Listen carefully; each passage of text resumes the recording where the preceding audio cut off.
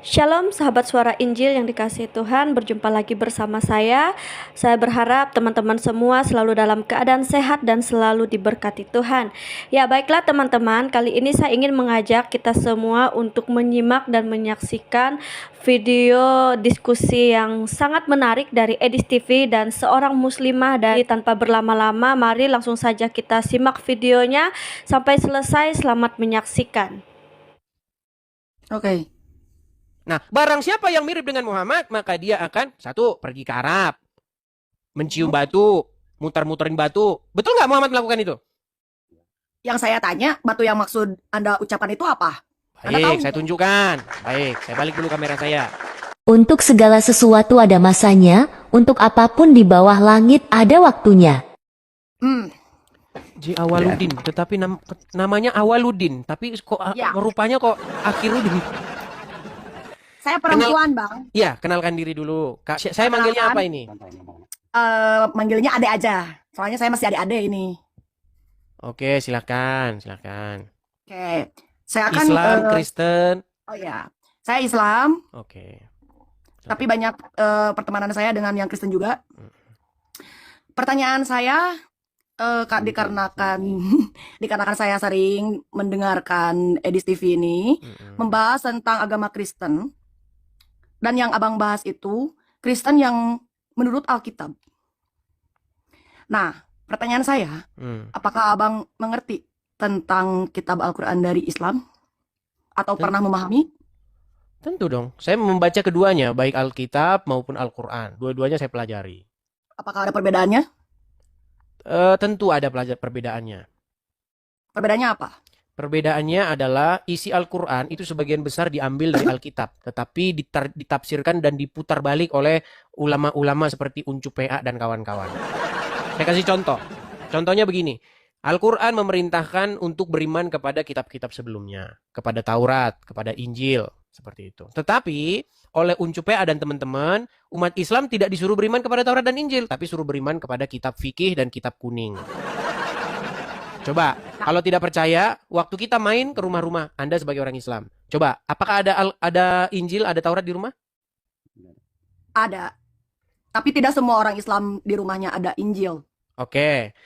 Sekarang, kebanyakan di rumah orang Islam, adanya kitab-kitab apa? Kitab fikih, kitab kuning, kitab hadis, betul? Betul. Iya. Padahal itu kitab tidak pernah disebutkan dalam Al-Quran. Yang disebutkan dalam Al-Quran adalah Injil dan Taurat. Dan di dalamnya terdapat petunjuk dan cahaya. Itulah yang harus dipercayai. Dan Al-Quran datang bukan mau nyalah-nyalahin itu. Tetapi membenarkannya. Begitu. Tetapi oleh ulama dirubah-rubah menjadi Al-Quran menyalah-nyalahkan Injil. Begitu.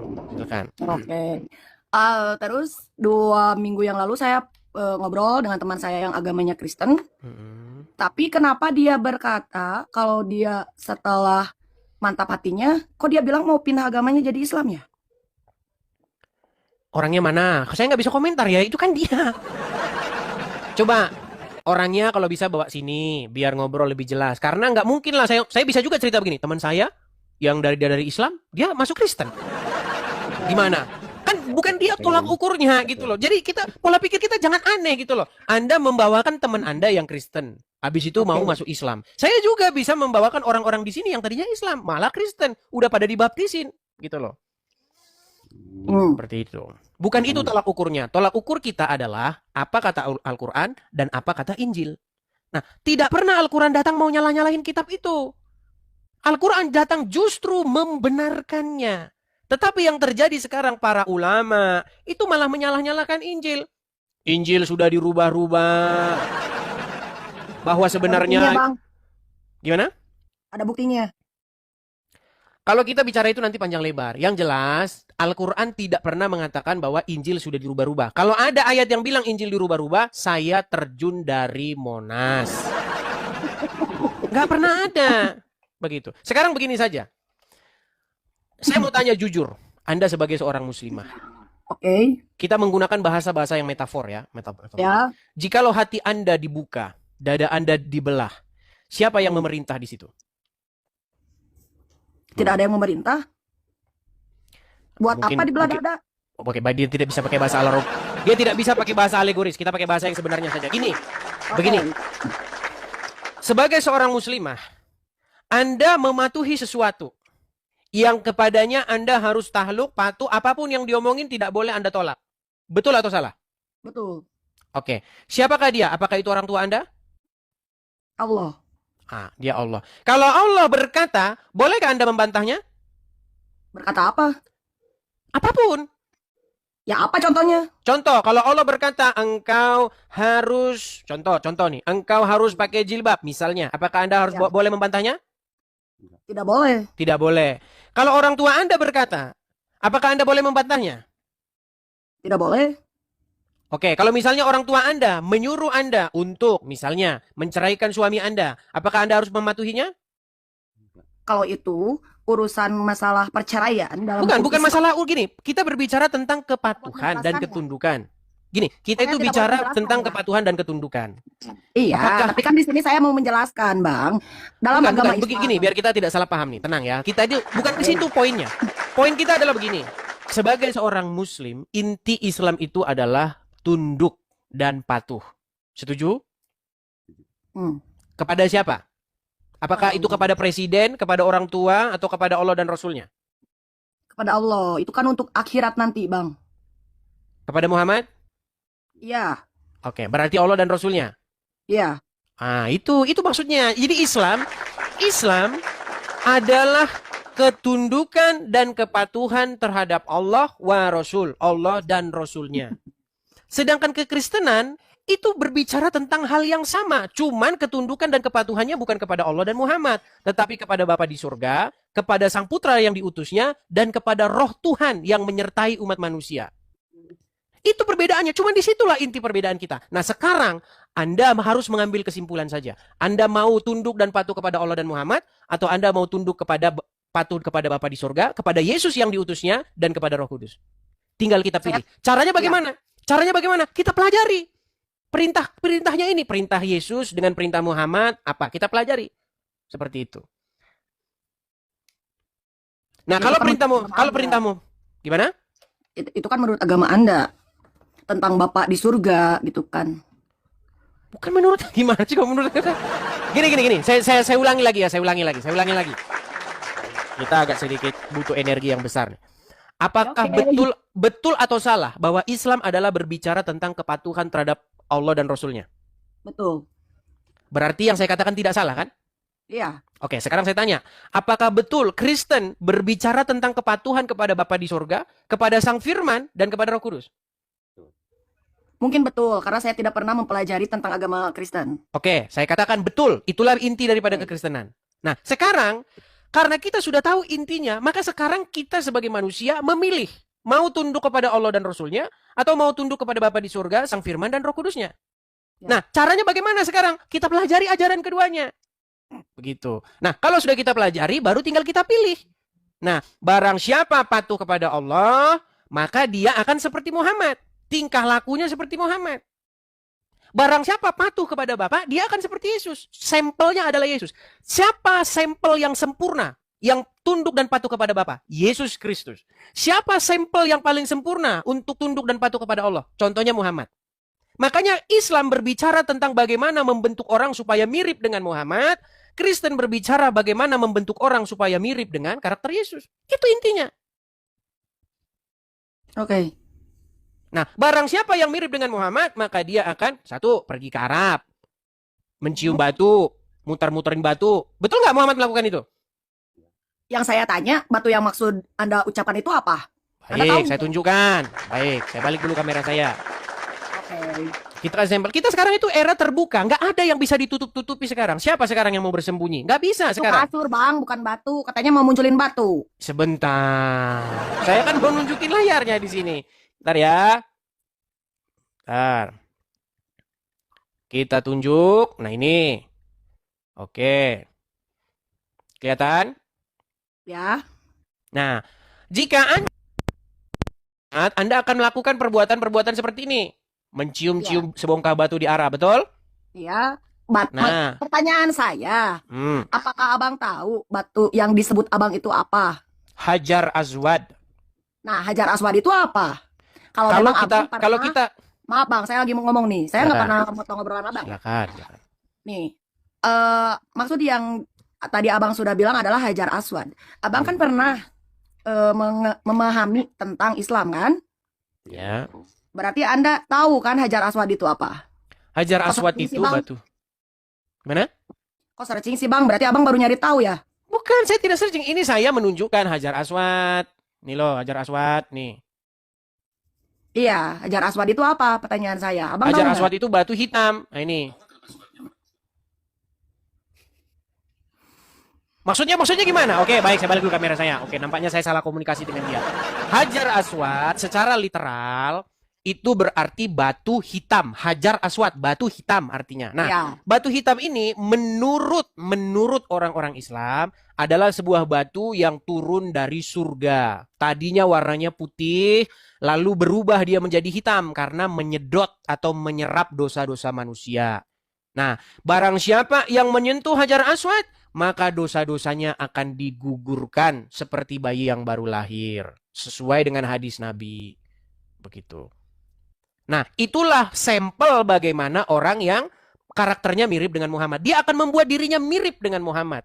Segambar dan serupa dengan Muhammad. Melakukan apa yang Muhammad pernah lakukan. Itulah inti ajaran Islam. Kristen juga berbicara seperti itu. Berbicara tentang bagaimana membentuk manusia menjadi sesuai dengan karakter dan figur daripada Yesus. Makanya orang Kristen mengidolakan Yesus. Makanya lagunya seperti ini. Ku mau sepertimu Yesus, disempurnakan selalu. Seperti itu. Islam kebalikannya. Nah sekarang kita lihat nih contoh-contohnya. Begitu.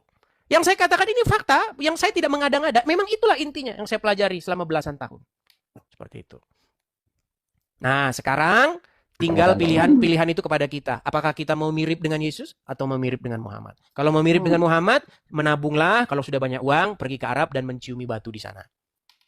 Amin. Saya aminkan bang.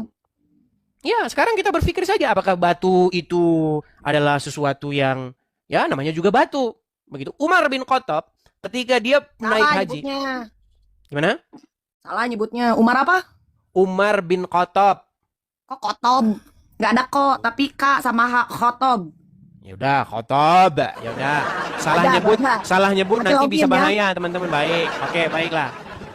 Umar bin Khattab ketika dia naik haji, dia pernah berkata kepada batu itu, "Hai batu, sesungguhnya engkau hanyalah sebongkah batu. Jikalau aku tidak melihat sang nabi menciummu, niscaya aku tidak akan mau menciummu." Pertanyaan saya, kenapa Umar bin Khattab ngomong gitu?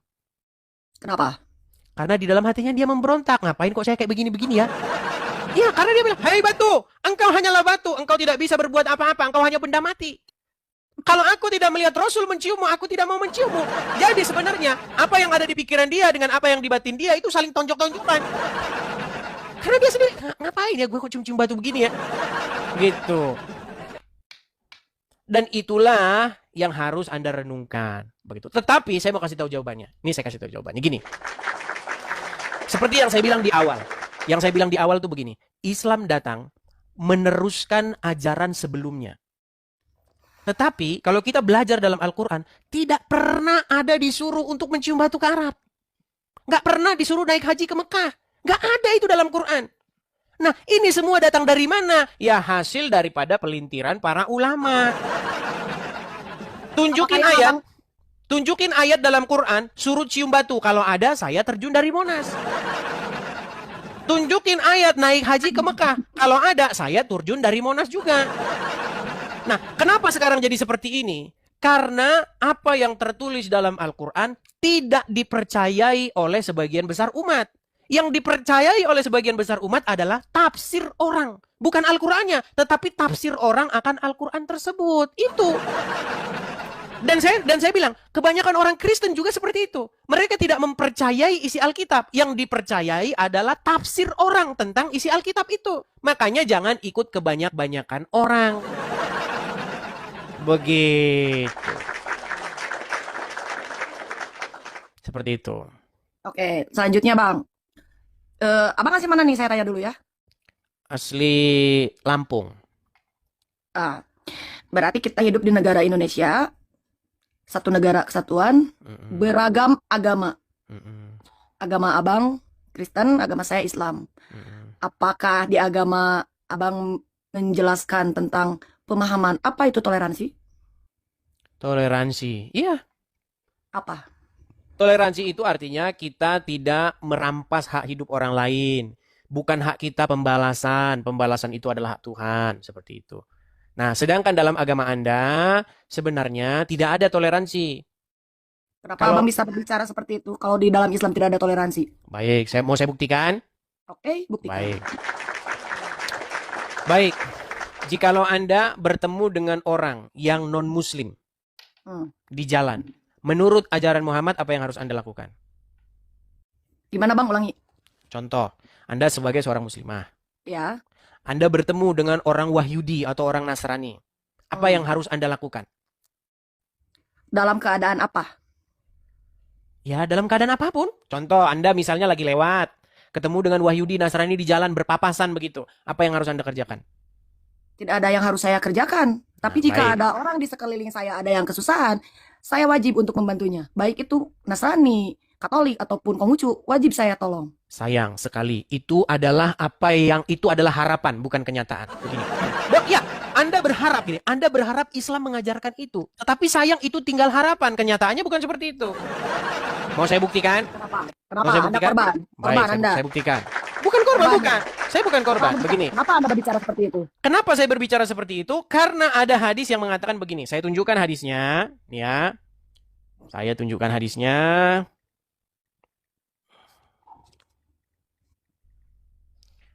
Sebentar. Kita bukakan ya. Baik. Oke. Nih ya. Ini hadisnya. Oke. Apa Coba artinya? dibacakan. Nabi Shallallahu Alaihi Wasallam bersabda. Nih, janganlah kalian memulai. Perhatikan. Janganlah kalian memulai kaum Yahudi dan Nasrani. Jangan pula kaum Nasrani dengan ucapan salam. Maksudnya begini. Kalau misalnya jalan nih, ketemu dengan orang Yahudi atau orang Nasrani, jangan ucapin salam, nggak boleh. Nah, bahkan jika kalian menjumpai salah seorang mereka di jalan, di suatu jalan, himpitlah ia ke pinggir. Nah, atau kita tunjukkan yang lebih jelas ya, sebentar ya. Saya tunjukkan yang lebih jelas. Oke. Nih ya, ya kan? Apa kata Nabi? Dari Abu Hurairah radhiyallahu anhu, Rasulullah shallallahu alaihi wasallam bersabda, janganlah kalian memulai salam kepada Yahudi dan Nasrani. Apabila kalian bertemu dengan salah satu dari mereka di jalan, maka desaklah ia ke jalan yang sempit. Nah, itulah kenapa sering terjadi orang-orang Kristen lagi ke gereja, lagi begini, pepet mereka, susahin izinnya, ganggu ibadahnya. Ini karena hadis-hadis seperti ini. Apakah ini ada dalam Al-Quran? Tidak ada. Yang ada di dalam Al-Quran adalah lakum dinukum waliyadin. Bagimu agamamu, bagiku agamaku. Itu kalau pesan di dalam Al-Quran. Sementara dalam hadis, desaklah mereka ke jalan yang sempit. Apakah ada Al-Quran suruh mengimani kitab ini? Kenapa? Jangan dibisukan. Kenapa? Kenapa orang Islam mengimani kitab ini sementara tidak pernah ada perintahnya? Berimanlah kamu kepada kitab hadis. Nggak pernah ada. Yang ada berimanlah kamu kepada Taurat dan Injil. Itu. Seperti itu.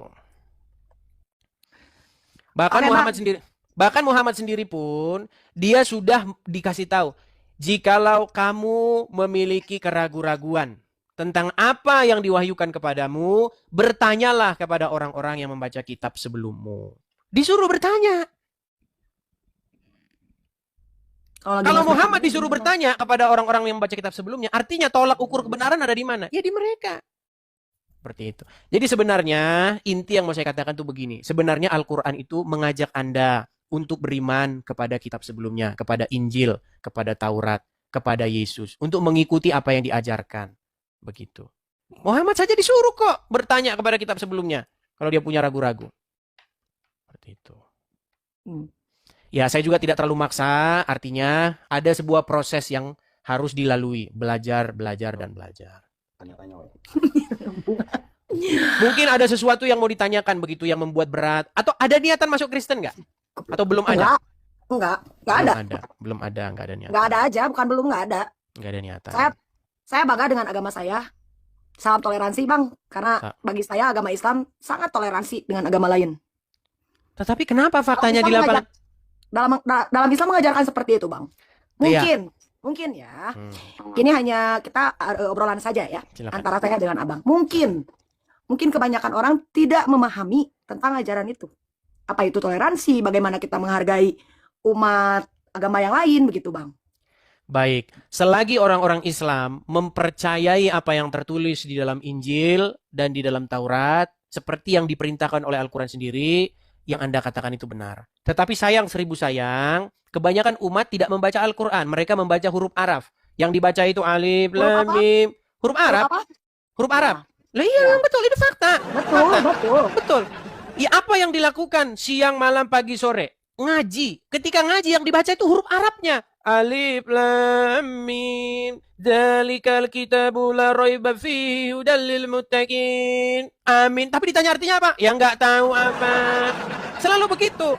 Tetapi Kenapa bisa menjadi seperti itu? Karena itu yang saya lihat. Itu juga sudah diakui. Itu yang hanya Abang lihat saja. Abang tidak melihat yang lainnya kan? Atau jumlahnya belum? Sedikit. Atau jumlah belum? Gimana? Pertanyaan saya. Abang sudah melihat semua orang Islam atau belum? Begini, untuk tahu Pertanyaan saya menjawab ini. Saya sedang menjawab ini. Pertanyaan Anda begini. Saya ulangi pertanyaan Anda. Melihat atau belum? Apakah saya sudah melihat? Tadi saja saya bertanya. Tadi saja Abang bertanya kan, saya mau menjawab. Tidak boleh menjelaskan dulu. Pertanyaan Abang aja. Saya jawab sudah. Saya jawab sudah. Iya, Abang sudah melihat. Sudah semuanya kah atau hanya baru beberapa? Baik, makanya saya jawab. Makanya perlu saya jelaskan. Begini. Oke. Untuk tahu apakah seluruh air laut itu asin, tidak perlu saya cicipi semua air laut. Tidak perlu. Saya ambil saja sampel di berbagai tempat, dan saya akan simpulkan bahwa air laut itu asin.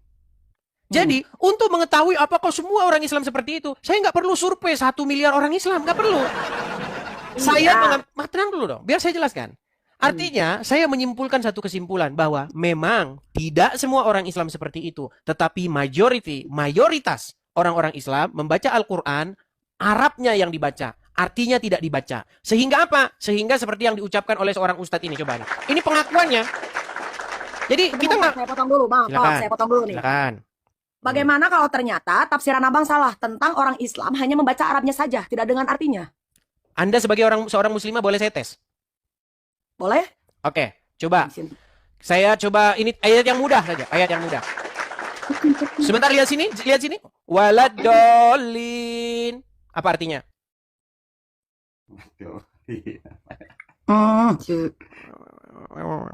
Macet. Kan sudah saya bilang itu faktanya saja terjadi kepada diri Anda. Saya menghafal dari atasnya dulu. Ya bilang saja Google dulu. Enggak. HP saya kan ini dipakai. Bismillahirrahmanirrahim. Alhamdulillahirabbil alamin. Arrahmanirrahim. Maliki yaumiddin. Iyyaka na'budu wa iyyaka nasta'in. Ihdinas siratal mustaqim. Siratal ladzina an'amta 'alaihim ghairil maghdubi 'alaihim waladdallin. Artinya waladdallin? Waladdolinnya aja.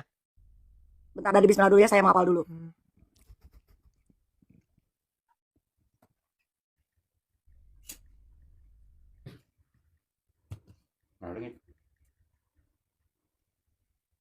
Berat. Makasih banyak. Kan ngapalin dulu dari awal, Bang. Iya, artinya saya bukan cari hafalannya, artinya, Iya, tapi harus Google dulu. Bang.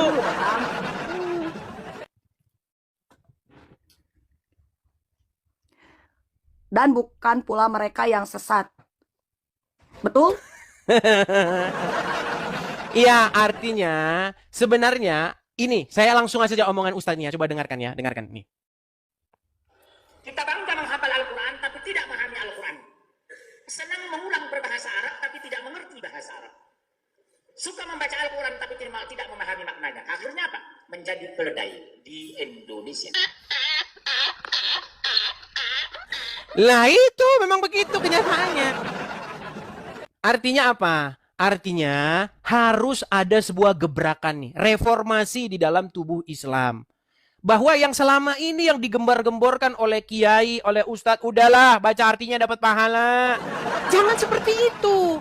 Orang itu tambah tahun, tambah modern, tambah maju, bukan tambah gublok.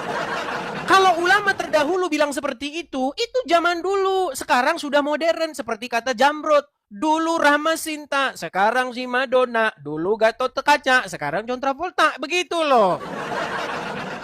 Kita ini udah makin modern loh. Masa kita kalah sama orang terdahulu? Kalau zaman dulu ustadz sudah nyekokin santri-santri, baca Arabnya dapat pahala. Sekarang kita itu baca maknanya. Kan sudah ada lagunya. Tombol hati. Ada 5 perkaranya. Yang pertama baca Quran dan maknanya. Nah maknanya ini orang lupa. Nah cuma nanti waktu baca maknanya orang berbondong-bondong jadi Kristen. Nah itu dia permasalahannya. Begitu. Ya jadi intinya apa yang ditertulis dalam Al-Quran adalah perintah. Supaya apa? Supaya beriman kepada kitab-kitab sebelumnya. Bukan beriman kepada kitab-kitab sesudah Al-Quran. Makanya sekarang ini kesimpulan saya, mungkin kebanyakan orang baca Al-Quran itu sambil koprol. Makanya suruh beriman kepada sebelumnya, malah beriman kepada sesudahnya. Akhirnya beriman kepada kitab fikih. Beriman kepada kitab kuning. Kitab Tamasya ke Surga yang burungnya berdiri 70 tahun tidak lepas-lepas. Itu memang begitu. Coba, apa mau saya putarkan di sini? Bagaimana ceramah-ceramah ustadz-ustadz? Buat apa, Bang?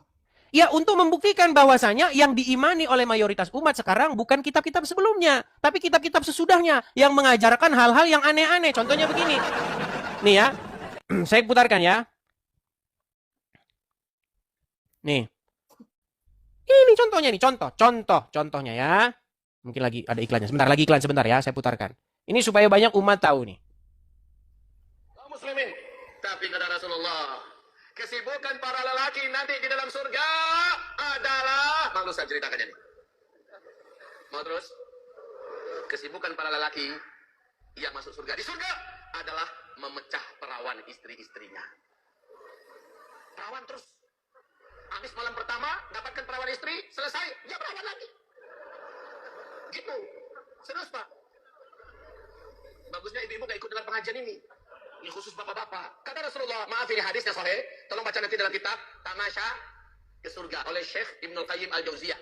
Judul aslinya adalah Hadil Arwah ila Biladil Afrah. Rasul berkata, maaf, zakar laki-laki ketika dia berdiri karena syahwat selama 70 tahun berdirinya. Yes.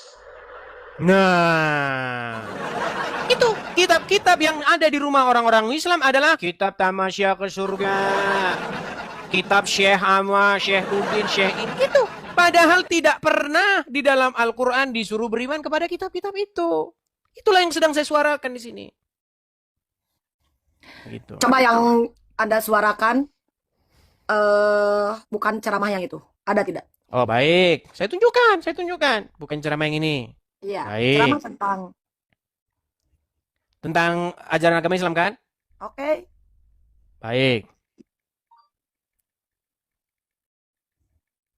Kita tunjukkan, baik. Ini ceramah yang diputarkan di Trans TV, ditonton oleh ibu-ibu pengajian. Ya. Salah satu nikmat yang ada dalam surga adalah pesta seks. Minta maaf, karena inilah yang kita tahan-tahan di dunia. Maaf, Bang. Inilah yang kita tahan-tahan di dunia. Dan kenikmatan terbesar yang diberikan Allah Subhanahu wa Ta'ala di surga adalah pesta seks. Adalah pesta seks. Kenapa? Karena ini yang disuruh tahan di dunia oleh laki-laki. Nah, itu ada di Trans TV. Sungguh nikmat mana lagi yang engkau dustakan? Silakan. Kenapa yang Abang putar itu yang hanya menjatuhkan Islam? Justru karena ajaran-ajaran yang seperti itu bukan ajaran, tapi hanya memberi pelajaran kepada orang. Janganlah seperti itu. Astaga. Oke, baik. Apakah ada Al-Quran di rumah? Ada. Boleh dibukakan surat An-Naba ayat 33? Coba saya tanya, Abang ada Al-Quran tidak? Ada. Coba buka sendiri. Baik, saya bukakan surat An-Naba ayat 33 ya. Surat An-Naba ayat 33. Sebentar. Tapi enggak, kalau saya terus yang buka Al-Quran, saya terus nanti yang pintar nih. An-Naba. Apa-apa. Saya senang bisa bikin orang pintar. Baik. Kita bukakan ya, surat An-Naba ayat 33. Baik. Oke, sebentar ya.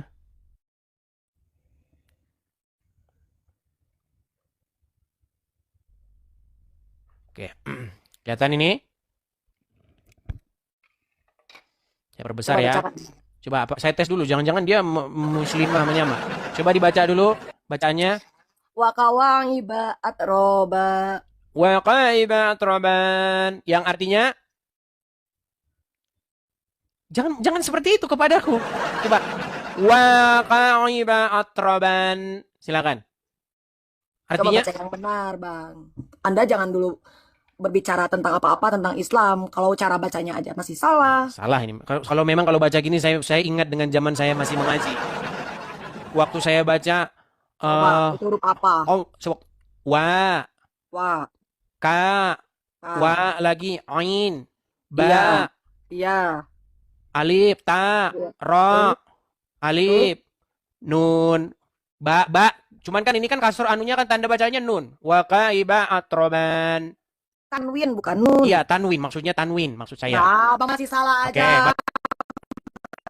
artinya Ya Allah, artinya ya Allah. artinya Artinya mau yang saya bacain atau apa yang bacain? tadi katanya pintar mengartikan baca huruf Arab. Silakan. Emang saya bilang pintar mengartikan. Kapan saya bilang seperti itu? Tadi kan waktu saya bilang sebagian besar orang Islam pandai membaca huruf hijaiyah tetapi tidak tahu artinya, betul? Iya, tadi Oke, abang sekarang bilang gitu. sekarang kita pembuktiannya. Sekarang ada seorang muslimah di sini di hadapan saya sudah pintar membaca huruf hijaiyah, tinggal artinya. Silakan. Jangan lupa Google dulu di samping lihat artinya. Aduh malah dia pergi saudara-saudara. Baiklah teman-teman, kita baru saja sudah melihat sendiri ya, menyaksikan diskusi yang sangat menarik dari Edis TV dan seorang muslimah dari Malaysia ini ya. Semoga melalui video ini kita semakin dicerdaskan lagi, kita semakin berhikmat ya dalam bertutur kata, dalam berpendapat. Apalagi kalau kita hanya bermodal pikiran yang sangat dangkal seperti itu ya. Tapi ya kita bersyukur kalau Edis TV bisa meluruskan dengan kebenaran firman Tuhan seperti itu ya. Dan ya semoga ini juga membuat kita semakin sadar, semakin dikuatkan lagi iman kita seperti itu. Jadi semoga kita semua juga diberkati. Dan saya mau membagikan firman Tuhan dari Amsal pasal 3. Saya akan membacakan bagi kita semua berkat dari hikmat.